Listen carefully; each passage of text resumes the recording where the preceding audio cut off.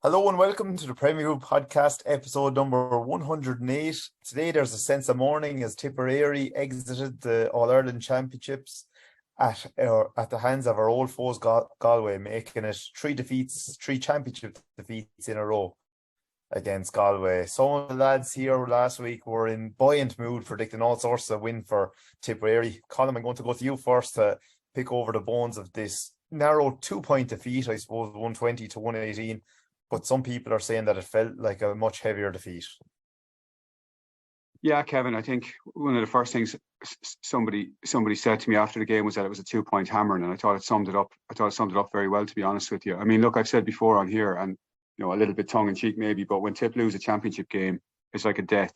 It's taken very bad, and you see on social media, on our own Premier View and everything like that this week, that the amount of comment on the game has been incredible. I think if we'd won the game, you wouldn't have had half to talk about the game, but that's the way it goes, I suppose. It was a strange kind of a game. Look, first of all, Galway were better than us on the day. We've no complaints about that. I thought they were a lot more than their 2 points win in margin better than us. The tone was set very early in the game for me.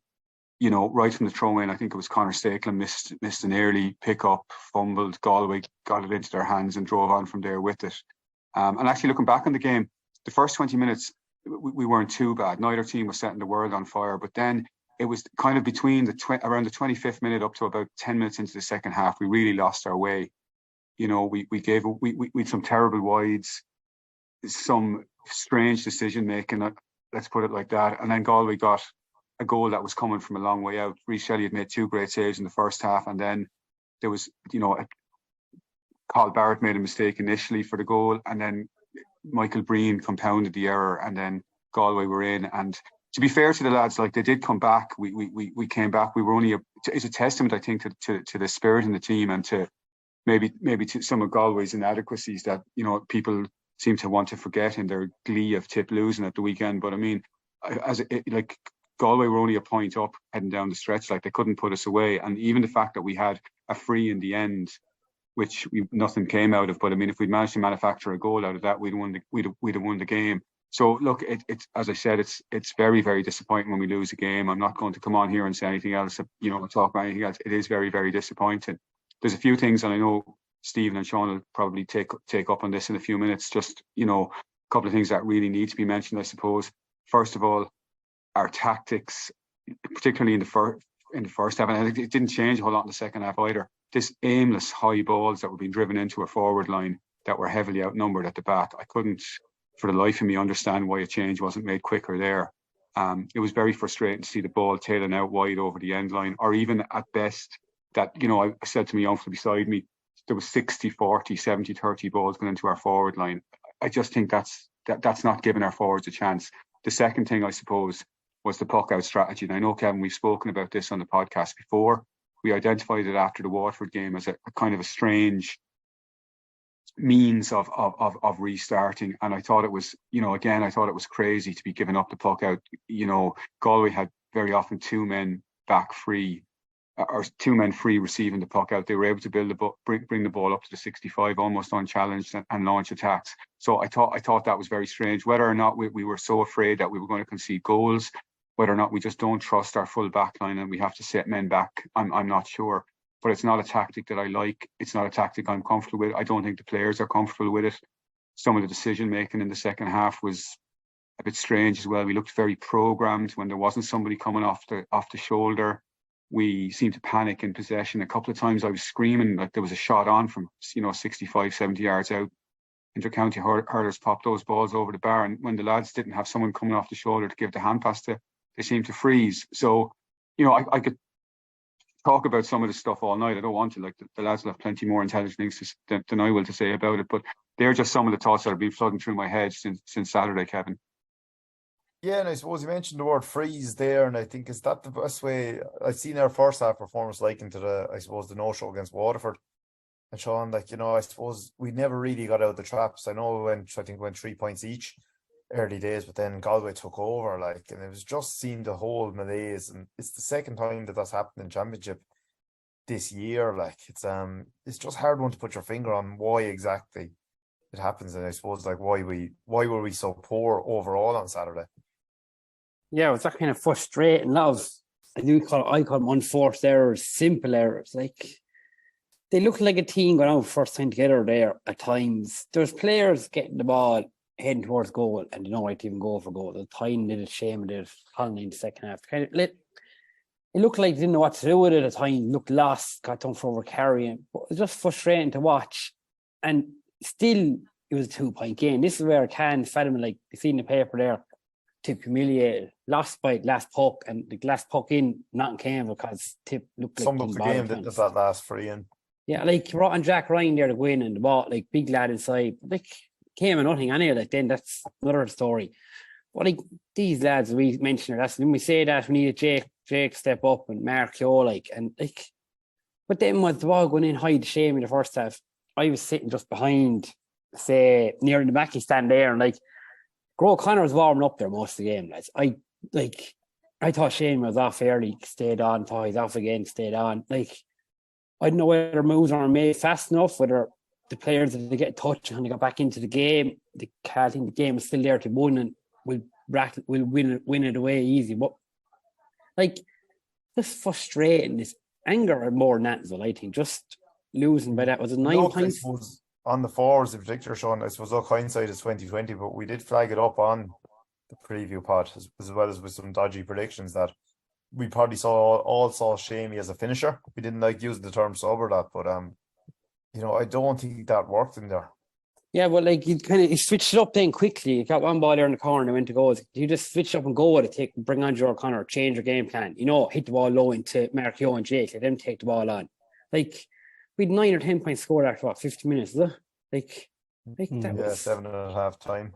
And like that was. I looked up the scoreboard and it was just. I was kind of wondering what's going on. And like, hats off to Shelley and Goldad. What like his saves there? Like, I don't want to see Goldie make saves these days, but by God, he made them saves. Like his third save was just phenomenal. The forward can't miss them. Just like if I had the Galway man, I'd be sick of how the fuck he missed them. So he gave his life for him. It was frustrating. Like in the backs, like Rowan for the hit word the ball again. Like even second half, he cleared one, didn't he? And like he kind of won a free off it, did we? But like still, there was no kind of drive from the backs or the crowd. Everyone was Tiff fans just seemed kind of subdued and shocked. Like there was no kind of. Both even got the goal, which annoyed me. Got the goal, and like all they do what they wanted after. Like I think though, Sean, to be fair to the fans, like there was a big Tipp crowd there, right? That's the first thing I say. And like when the goal went in, there was a huge there was a fucking almost primeval scream from the fans at that stage. You know what I mean? That they were so desperate for the team to get going. Like, and then I know I didn't interrupt, and I know what you're going to say. The next play, then, we needed to get a point off the next play. Or win the ball. We gave up the most softest shagging score that we could have, and it completely took the momentum out of the goal. So like I agree with you. Like it was so stop-start, never got going. Must have looked at the scoreboard at the same time as you did after 50 minutes, 10 points up there. As Kevin said, 7 points scored at half time. Like, for all our faults down the years, we're a lot flipping better than 7 points at half time and 10 points after 50 minutes.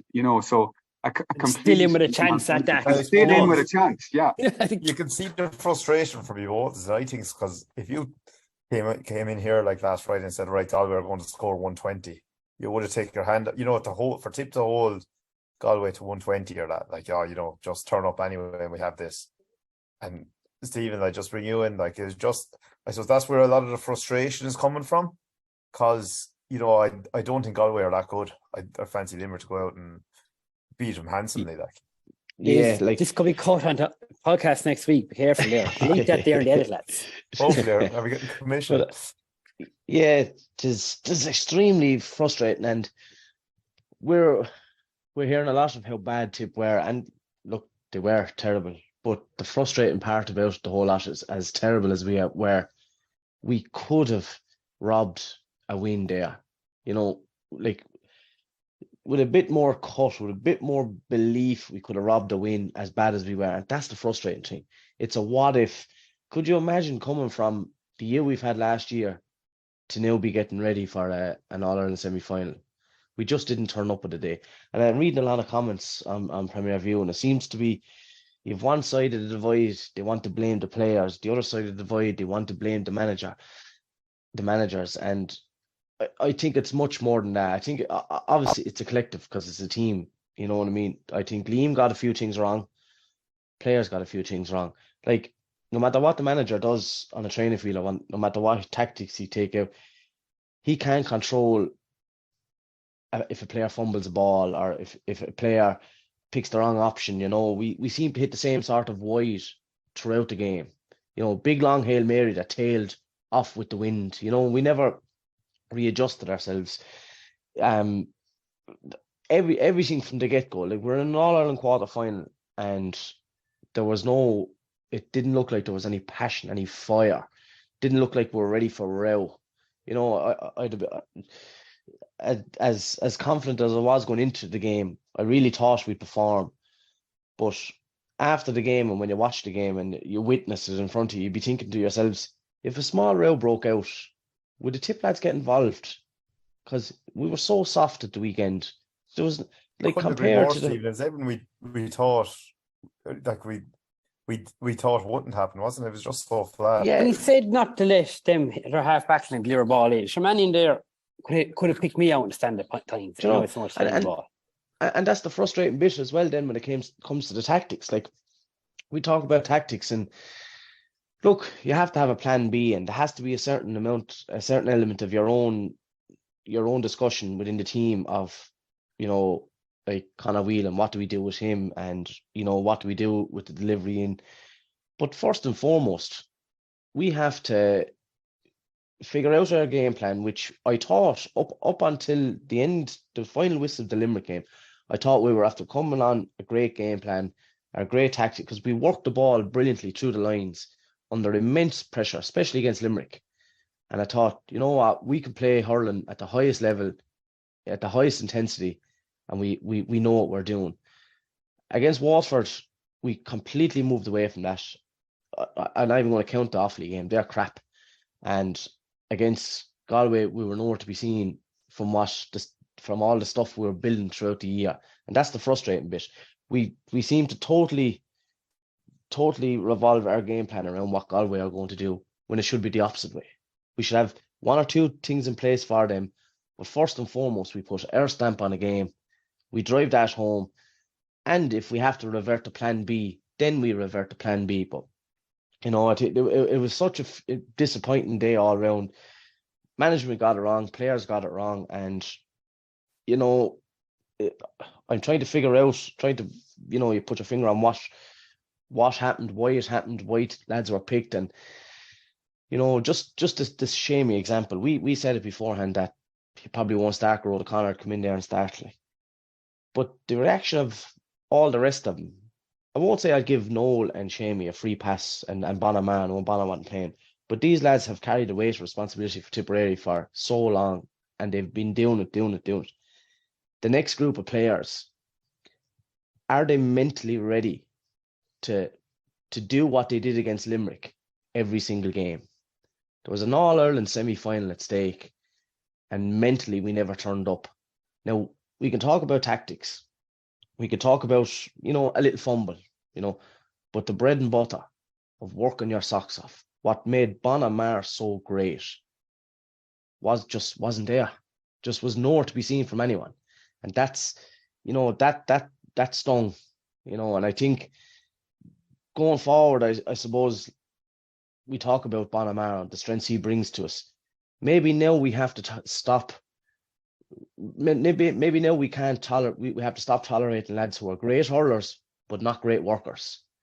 You know, because if you're not going to work like we seen last Saturday, then you're not going to win a game. Your talent will never come out on top of, you know, if you're going to let other people do the work. You know, and it's such a frustrating day because we could have won. We could have been preparing for an All-Ireland semi-final while playing bad if we turned up for 10 minutes, you know, and that's the frustrating part of it all. But even like was a case of going into Galway, like I'm trying to think, like we lost against Galway and Waterford. We're favourites both in games, weren't like probably against Clare, Limerick, Cork, he would have been not fair to the Muckers, I presume. So like, was there different thinking going in? Like I know we were always confident in, but even like was it kind of a case of what just the plan would work, that would be, you know, not kind of you're probably right, Sean, because there's like I don't want to be throwing any club teams under the bus here now, but there's plenty of club teams in Tipperary who cannot handle the pressure of being favourites. We've seen it many times down the years. You know, some teams that turn up against just, let's say, for instance, SARS, they turn up, they might turn over a great SARS team, and they go out the very next day and fold. You know, it's through all the grades.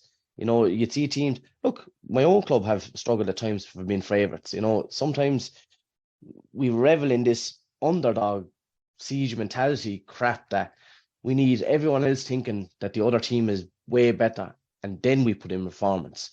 But like, when are you going to have the arrogance and the belief that we're the best team and we're going to perform? Yeah. You know, Yeah. like giving everyone else the favourites tag is, I think it's a bullshit part of sport. Like, and one thing I love about American sports is they all think they're the best and they say it. Whereas we're afraid to open our mouth in the GA because that'll be up in the dressing room wall. You know, that's a load of. Yeah. I'd love to move away from that mentality. Do you think, lads, and look, I don't believe this for a second, but it was one of the excuses or whatever. Like, do you think that some of the hurt from the Waterford game was diluted by, you know, was let out almost on Offaly, and then it was just like that week time to get down after that game and to get up again, like, you know, for another game was a bit too soon. I couldn't agree because I don't know. I just can't understand. I don't think you'd be mentally or physically tired coming off an Offaly game into an All-Ireland quarter-final. I wouldn't, you know, I think we're not mentally strong enough yet. There's a lot of fellas there that could well get there, but are not ready for the weight of the Tipperary jersey. You know, and they're talented individuals, talented hurlers, but the responsibility of rolling up the sleeves and working hard when things are going against you, that's the hardest part of sport. It's easy to be great when you're on top, but when you're in the muck, that's when leadership comes through. And I think the over-reliance on the older fellas was really shown. The older fellas' leadership was really shown at the weekend. Just looking at the team here, and I suppose you're trying to come up with some positives from it. And you could say like 6 of those players are essentially in their first championship season, full season, like even 7. So it's a lesson that needs to be learned in that regards. A stat I'm looking at here, I think I'm right with this, that none of Tipp's full forward line scored, which is a bit, I've looked, you know, when was the last time in championship hurling that happened. But you know, I think particularly like the inexperience really came through there, because didn't know how to close the spark. And I think it was Noel in one of the earlier games caused a little row. It was one of the league matches, wasn't it, against Waterford? When Waterford were getting on top, he just had the cuteness to start a little row, you know, and kind of settling down a bit or whatever. But I saw the game was it Noel had one or two wides that he'd usually, was it 2 or 3 wides even, that usually pop over, you know, like, so like he pops him over early. If he pops him over early days, like, you know, kind of off, things didn't go away. Like that ball Shane McCallum got, like, pop over the bar, take or score back into Edge Square. You know, like there's like small things looking back if we drill down that game, like that just kind of kept going, but we never got over them. Like, they kind of got worse throughout the game, fans. Danger, I suppose, lads, is Galway could look back at the game as well and say that they left about 3-7 or 3-8. You know, and I don't disagree with that Sean or Stephen are saying on that. Like, you know, like I have it that 18 wides, Colm. 18 wides. 18 wides, exactly, Kevin. And like, you know, we could talk for the night here about, you know, Shamey's missed goal chance. Tynan went through with a ball, should have passed it across, didn't, got dispossessed. He had another shot in the second half wide when a point was on. Like, you can go through that stuff all night because it's in our minds, because as Tipp supporters we'll concentrate on that. But like, we can't move away from the fact that Galway left as much behind as we did.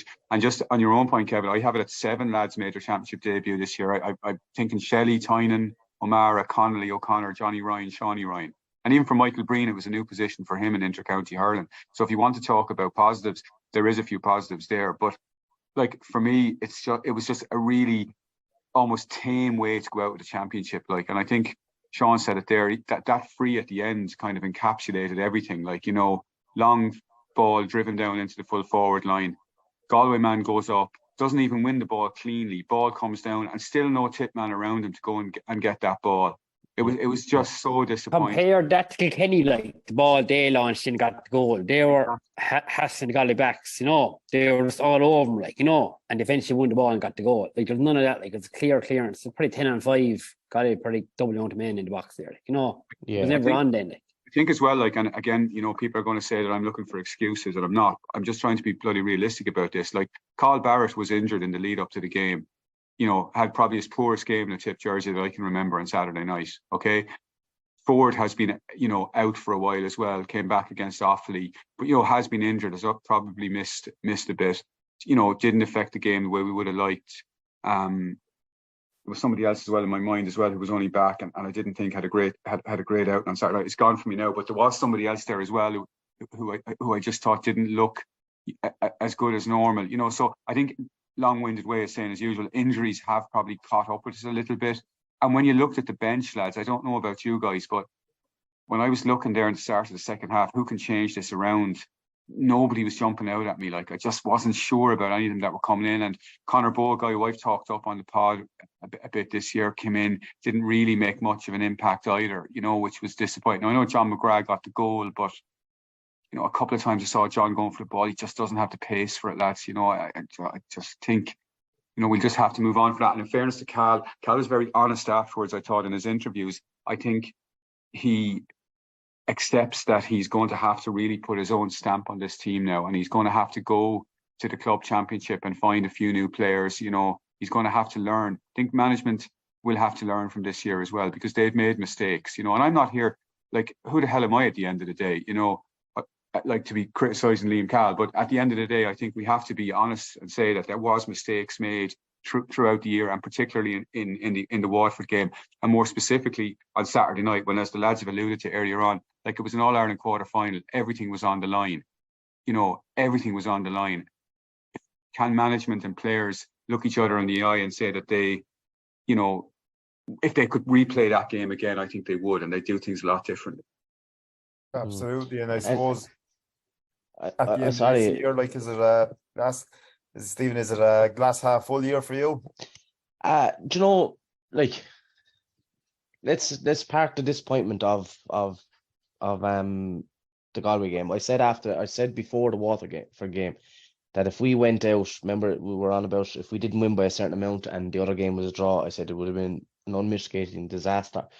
We went out in a whimper against Galway, and, you know, as frustrating as that is, but I would be going forward. I absolutely would be a glass half full, you know, regarding the season that went by. I think we showed tenfold improvement on last year. You know, as I mentioned to earlier, up until the final whistle of the Limerick game, we had developed a style of play and we're executing it perfectly for the most part. You know, so I'm disappointed we moved away from that, you know, but it showed us that our lads can play hurling with the very best of them, and at the very highest intense level. We have, as was mentioned earlier, Rhys Shelley. We've all known about Rhys Shelley now with a while. You know, his distribution was top class. Did he have what it takes then to be a game changer between the posts? He very nearly was for us this on Saturday. You know, he kept us alive for a long time in that game. You know, brilliant first season for him, we can say. I think he's been a brilliant debut season for him. We have Brian O'Mara hurling now. We were trying to Tipperary trying to get Brian O'Mara hurling the last few years, and he's on board, and he's a fantastic hurler. You know, another that the other lads then, O'Connelly, first right good year under his belt. Same with Johnny Ryan, right good year. Now Johnny Ryan came on the other day and he did very well. You know, he's showing up like big time, you know, and he's going to he's going to be a great addition going forward. I thought Michael Breen did okay in his first year in fullback. I couldn't see too much fault in him. I know we were a little bit porous early doors in the championship, but where I see a lot of arguments there is, but we didn't beat Cork, we didn't beat Limerick, and we were lucky to beat Clare. Well, you compare it to last year, we didn't beat Kerry. We didn't beat any of them teams. They all beat us. We went down to Clare and beat Clare. You can dress it up any way you want. We put the pressure on their goalie and he buckled. You know, we went down to Parky Queeve. We went down there. We were a little bit open. We didn't lose. You know, Limerick came to town. They had a purple patch in the second half there that would have blown most teams away. We didn't lose. You know, so there's a marked improvement on last year, and aside from the disappointment of the Galway game, we should be looking forward to next year with a little bit more confidence. Even after the Galway game, I think we can look forward to next year with a little bit more confidence in this team going forward. Yeah, I suppose, Sean, look, that's where we are. Isn't it? We're outside the top 4 at the moment. We're top 6, kind of like, you know, we're outside the Limerick, Galway, Kilkenny and Clare would probably be ahead of us. I know, take your point, Stephen, that Clare beat us, but probably Tipp and Cork sitting outside that top 4 for me anyway. What do you think? Yeah, and on the day, like, that could change, but like, because Stephen said there, like, players who got in this year, like had Tynan and State from middle of field, runabout lads, we need workhorse or in middle of field earlier on the year, and like they slot in. So lads are slotted in positions that are going young. They're young, like this thing, like they're not. They've as many years of shame and no one needs to put in ahead of them. Like, so that's one thing great. And like we just got to look the intensity at last the Limerick game, like in that Stevenson in the second half there, and even the last 2 minutes to drive on and the cleverness to win the ball and win a free, like that just didn't happen in Limerick last weekend, whatever, why, but we know it's in them, like that's in them players, like that is there, like, so like I just want to get out Munster this year, and like it's just the way we lost. I think was 9 lot was it. If we went down in the crack of the goal like 230 to 231, geez, so be it. No, they went down, did it. Just the manner of defeat. But you have to say, like, lads going, I couldn't beat Limerick or Cork, but like a draw, they didn't beat us either. You have to kind of look at some possibilities too. Like Cork are sitting there home going, what the fuck now? Like Cork, well, that's Cork. Why didn't he beat us? Like even playing Galway, they're thinking we would have bet that Galway team, but he didn't get a chance to beat because he couldn't beat us. So like, have to kind of take positive. And like Hal, like as he said afterwards, he knew we were poor, but he just looked forward to positives again. Like seeing what's out there, he has to go into the club now and find more lads. And like he did find lads. He brought them in. I do say Shelley. It'd probably be number 1, try Breen and consist with Breen. That's what I like about him. Kind of put in Breen and just went to it. That was it. Like if we'd Rowan in there, like and O'Mara, you're losing in the half back line. So kind of you're kind of losing the players there. But have to be positive, and like we have to go, and it's what Tuesday after next now. Inevitably, that's over the winter now. A couple of changes like in senior personnel. I'm thinking about someone run the road since 2010 and before. Even 2016, the backbone of that team. I mean, that's 8 years ago next summer. Yeah, the average age of the team, I think, is 26 at the moment. And to be honest with you, like, you know, and OTB or whoever can play this if they want. I have no problem exiting the championship in Liam Cahill's first year at this stage, as long as there's enough there to give us hope for the next couple of years going forward. So we have to look and see what is there. And I suppose the positives would be that, and like we've said this on the pod over and over again, the new players got plenty of experience into them. They got plenty of Munster Championship matches into them. You know, they've suffered the pain of defeat, and sometimes you got to do that, and you come back and you're stronger out of that. As the boys have said, we have a keeper, like O'Connor has come in, Tynan's come in, Jake Morris has improved a lot, O'Mara has come in, Ryan has come in, you know, Conor Stakelum has come in. He was the other chap I was trying to think of there a few minutes ago who had been injured and seems to have tailed off a little bit. Like, you know, another year of strength and conditioning, you know, experience on the play, experience on the field, that'll make everybody a little bit stronger. Boys have said we are going to lose players over the winter. There's no doubt about that. You know, lads are going to step away either through age or else, you know, they don't want to give the commitment anymore, you know, or they can't give the commitment, you know. So, and then our management, like we it's easy to speak about the players. The management have to answer questions as well. I'm sure they'll go away and think about some of the decisions that they made this year, some of the tactics that were employed. You know, a few things spring to my mind, as I said. One or two of the selections for Saturday evening, which we flagged beforehand that we thought were a little bit strange. Go back to the Cork game, Sean, Stephen, where, you know, Conor Bowe was brought on and taken off again. I thought that was a kind of a strange move by the management.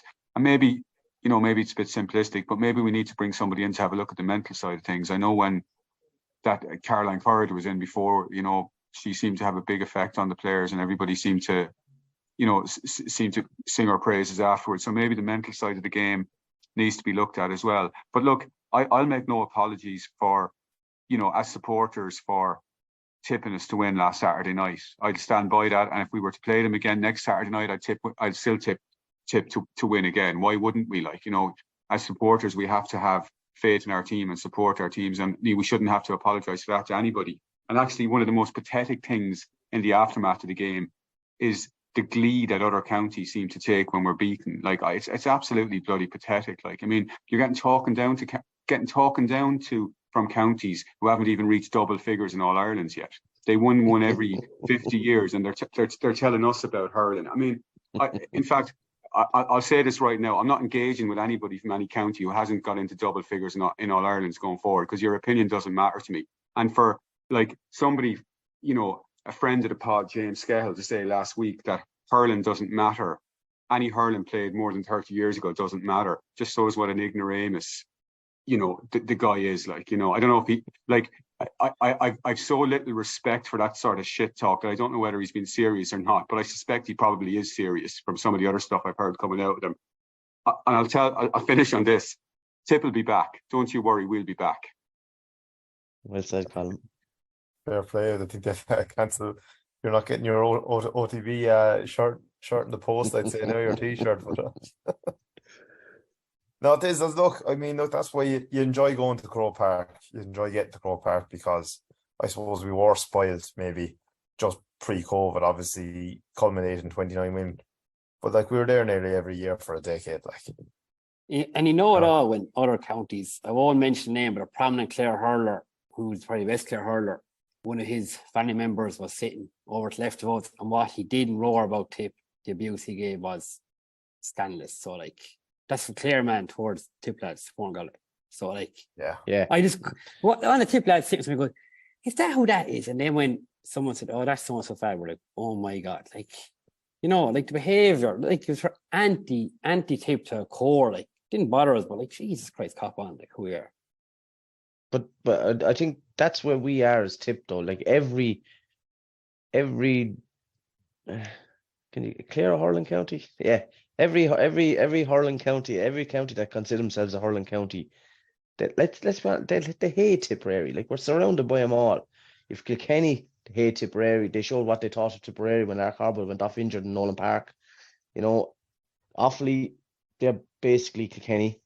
Anytime there's a Kilkenny match, that Offaly are supporting them. I don't think Offaly can be counted as a hurling county now, but anyway. Maybe so. But the Limerick crowd are the same. They'd nearly rather a Tipp lost than a Limerick win. Same with Clare, Galway. Probably I'd go as far as to say that the biggest GA county of the lot of them, Cork, who we'd have the biggest rivalry. It's a respectful rivalry. Yeah, it's I remember last year coming out of Semple Stadium against Clare, and the abuse we got coming out of the stadium was unbelievable. But when it was Cork, even though what happened today against Cork was far worse, the respect from the Cork supporters was far different. There's we know that's not Tipperary and you'll be back kind of a thing. You know what I mean? We've had the biggest history with Cork, because Cork are a GA county with 100 years, when all these other counties, they're only relevant really now that social media is around. And Cork is probably the most respectful out of all our rivals. It's proper, a proper healthy rivalry, whereas with the other ones, it's Tipp lose first, our own counties win second, and it's a soccer style tribalism, and give me. I can't remember who said it. Could have been Colm that said it. If we never won a hurling match again, I'd still rather be a Tippman than any of the rest of them. Sounds like him, all right. But look, lads, I suppose that's a wrap, I suppose, on the inter-county season for a Tipp perspective. But looking at the four in it left there, I think the Clare game we all flagged up was probably going to be a non-event. It was Dublin being Dublin. Happy with whatever it was, a 13-14 point loss or that, almost happy to have the year over. Clare Kilkenny in one semi-final, Limerick versus Galway. I said it earlier in the pod, I just can't see that Galway team getting next or near Limerick. Who've had a few weeks to kind of recuperate, a nice mid-season break there. The benefits of going through the front door in Munster, like you get the long break. And also you watch what they did, like they can watch it against Tipp, like, their tactics, it's dropping the sweeper back where they're playing the ball. Like they're going to do the same thing, like, Yeah. Like they showed their hand there. That was it. I think the win will probably bring Galway on, though, Sean, in one sense. I mean, if you go back to 2010, Tipp struggled over Galway in a quarter final, and we all think back to Larry Corbett's win and score and the euphoria of that. But actually, if you think back on that game, I watched it recently. We struggled for long periods of that game as well. Burke come on and save the day, boy. Burke come on. Got your oven gloves, boy. But I think Galway can look at this and say, well, we played bad and we still won, and they grounded out and they held on. So I think they'll give Limerick enough of it, to be honest with you. And the older I get, the more when I look at games, each game seems to take on a kind of a life of its own. Do you find that? You can go with form up to a point, but on any given Sunday, kind of anything can happen. There's not a whole lot between a lot of the teams, really. So I'd give Galway a chance against Limerick. By the way, I won't be supporting any of the two of them. I'll watch it for the interest of hurling, but I certainly won't be supporting any of the two of them. And the same, Clare Kilkenny. I've had a feeling all year that Clare are going to get to the All-Ireland final. I've had some strange feeling about that. So I still will go with that. I was quite impressed with them on Saturday evening in the second half, particularly. Now, I know Dublin were very poor. And, it's disappointing to see Dublin so poor as well. Like it doesn't do the season any good either. And actually, the atmosphere was very flat down there during that game. And it almost transferred itself then onto our game. It just started very flat. And I actually think double headers. I know some lads love them, and it's kind of this feast of hurling. For me, they don't work. I don't like them. Particularly at that stage of the championship, I don't like them. I didn't feel that engaged with the second half of the Dublin Clare game. There was a long wait then to our game as well. And then, as you said, Sean, you have these, yahoos shouting and roaring for Galway, from Clare, like absolutely embarrassing themselves. That sort of stuff is embarrassing. That's all. So. Yeah, sorry for going off topic again with that, but I don't like that double header thing. So for me, it's going to be a Clare Limerick All-Ireland final. And to be fair about it, that would be it would be a great pairing in the sense that they've been the teams that have given us a couple of cracking matches between last year and this year. I wouldn't have an issue with seeing any of the two of them in the final, and hopefully the game gets abandoned after 20 minutes. And I know I said on the pod, I really like this Clare team. I think I really have a great chance, but they're picking up a lot of injuries now, so I'd actually give Kilkenny a right chance in that, even though I don't think Kilkenny are great, but that they'll turn up for it, whereas I think I don't think Kilkenny have added. I think Kilkenny's injured lads from the Leinster final are still out. I don't think they're going to add many of them. So, but as Cotton said, their games take life around this year. We've tried predicting games this year and we've got it wrong nearly probably every single game. Because games just go a certain way and that's it. You couldn't script any of the games here in hurling. You could write a Netflix documentary about they'd be some of the best ever. From point of view how random they are. So you would say Galway could come out now, but I feel this Limerick and Clare have that bitter edge. The small bit more in them what they're showing this year. Fancy Munster All Ireland there. Yeah, fair enough. Stephen, any thoughts on the semi-finals? I give Galway a chance simply because I don't think they're going to be outdone physically. They will probably prefer going in as like I spoke about earlier. They probably prefer going in as the underdogs, and with Limerick's few injuries, they're not as streamlined as they were the last few years. They're still getting the results. Most champions obviously, and the second half, the display against Clare was brilliant. Aaron Gallan, he's purring really at the right time. So I would give him a chance because Limerick's injuries and they haven't quite got to where their levels they have been before. With Clare and Kilkenny, it's but ultimately I will go with Limerick. Clare and Kilkenny, I think, is going to be whoever wins the fight. Because Kilkenny will come ravenous. That's why they're still relevant in the game today. That's why they're still in these situations. They're going to Croke Park every year. It's bred into them, hunger and desire and work rate. And I think they probably on paper, Clare probably have a better team. but it's can they win that battle first? Can they win the all-out war first? And that's where a game can be won and lost. You know, for all the talent in the world, if you're not prepared to go meet your matchups in the same kind of war, you know, your skill sets won't come out. Like, you know, you won't get the hurl because he's out fighting you. You know, and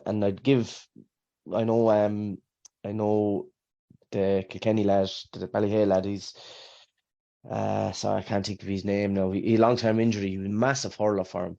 But Mullen, yeah.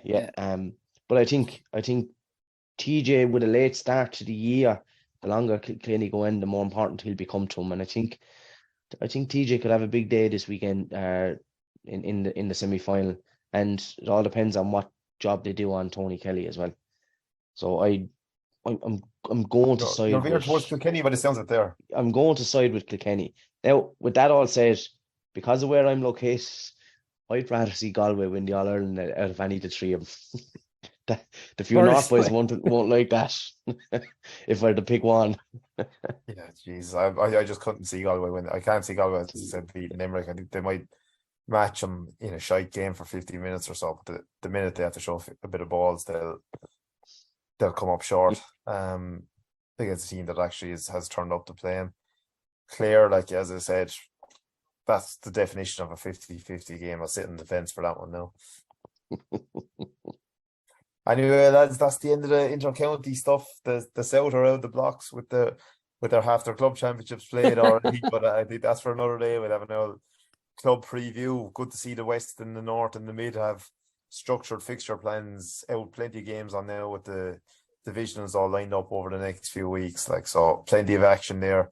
I suppose, Kevin, it'll be interesting to see if Cal will unearth any players now from the club championship. You know, I think like there seems to be a sort of a school of thought now that if you're not in the development squads and you haven't played 17s or 20s, that it's kind of hard to break in. So, you know, it'll be interesting to see, listen to you lads, like particularly you who are at a lot of more club games than I'd be at now, talking about guys that might force their way in. I think Cal has been quite public about saying that he's going to, you know, have a good look up and down the county for new players. So, you know, I'm looking forward to hearing about some new guys coming along.